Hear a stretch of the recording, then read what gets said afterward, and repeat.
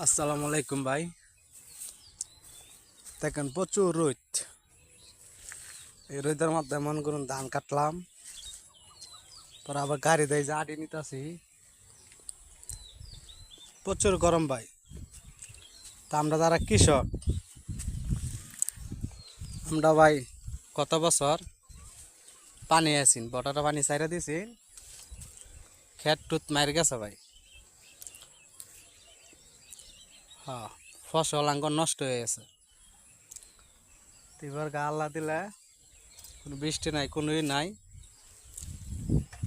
ধানটি Mariah ঘরে উঠাইতেছি ভাই। ভাই আমরা যদি ফসল না করা ভাই, তা আপনারা খাবেন কি ভাই?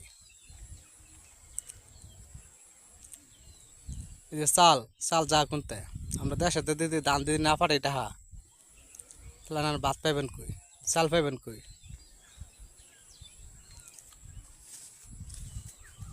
শেয়ার দি ভাই, শেয়ার করে দিবেন, আর আঙ্গুল লগে দোয়া করবেন আমরা যেন ভালো করিয়া আবাদ করতে পারি। আসসালামু আলাইকুম।